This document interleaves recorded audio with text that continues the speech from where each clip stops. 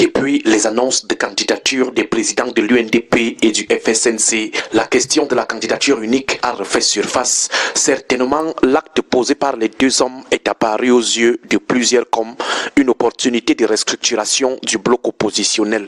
Seulement, et comme on l'a toujours dit, l'idée de candidature unique de l'opposition est une chimère. C'est une pure rêverie. Ça ne s'est jamais fait nulle part au monde, même pas dans l'histoire de la démocratie, même pas dans les systèmes proches du bipartisme.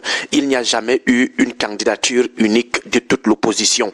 Et dans un contexte comme le nôtre, où les taux d'égoïsme, les taux de retournement de veste et les taux de clientélisme sont élevés, ajouter à ces mots le tribalisme et le régionalisme, il faut être un pur rêveur pour espérer une candidature unique de l'opposition.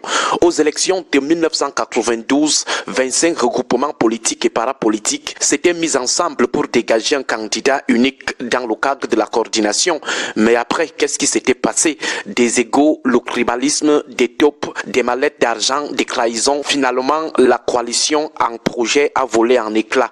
Aux élections de 2004, on a assisté au même scénario. La coalition nationale des partis politiques de l'opposition pour la réconciliation et la reconstruction, en abrégé CNRR. Mais qu'est-ce qu'on a vu après? On a assisté curieusement au choix d'un gars du RDPC, c'est-à-dire les opposants de cette coalition avaient choisi l'un des piliers du camp adverse, à savoir Edouard Ankame Fumu. C'est après son désistement qu'on va choisir Adamou Damjoya au détriment de Nidjon Fundi. C'est toujours l'histoire des candidatures uniques que certaines personnes continuent de fétichiser au Cameroun.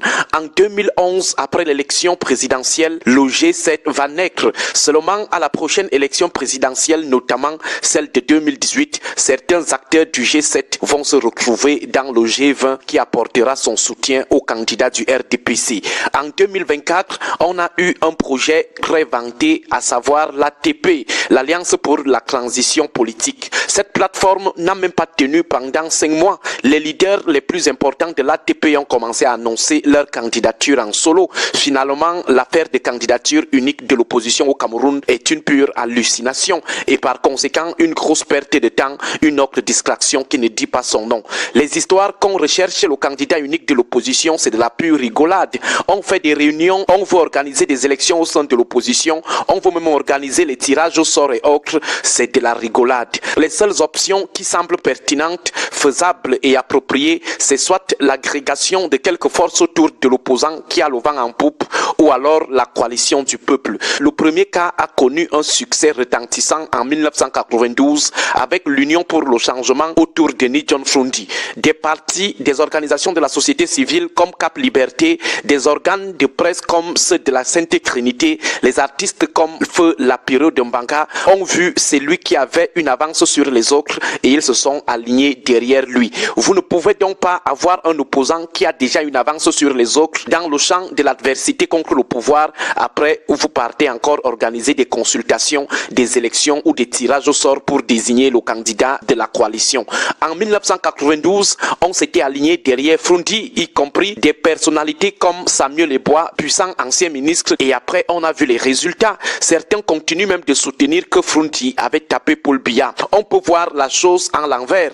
En 2004, au lieu de s'aligner derrière celui qui était en bonne position pour battre Biya, on a plutôt engagé des histoires de chercher encore un leader alors qu'on en avait déjà sous nos yeux, à savoir Nidjon Fundi. Résultat, la coalition est partie choisir un cadre du RDPC comme candidat. Après le refus de ce dernier, la coalition qui cherchait à tout prix à éliminer le meilleur challenger qui était Fundi a choisi Adamou Damjoya. Mais quel a été donc le résultat? Le résultat, c'est que les résultats du vote ont montré que le meilleur candidat de la coalition n'était pas Adamou Damjoya choisi, mais plutôt Nidjon Fundi qu'on avait disqualifié dans la coalition. La preuve, Adamou Damjoya avec toute sa coalition n'avait obtenu que 4% de voix alors que Fundi en avait obtenu 17%.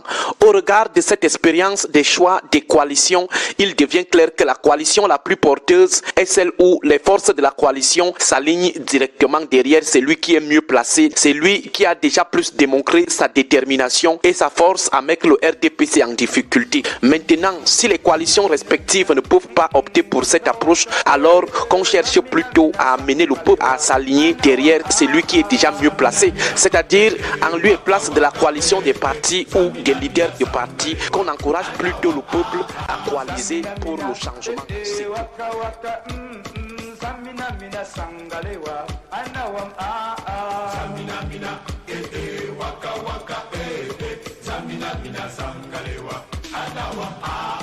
Django, Django, Zamina mina sangalewa, anawam Zamina mina, waka waka, Zamina mina sang.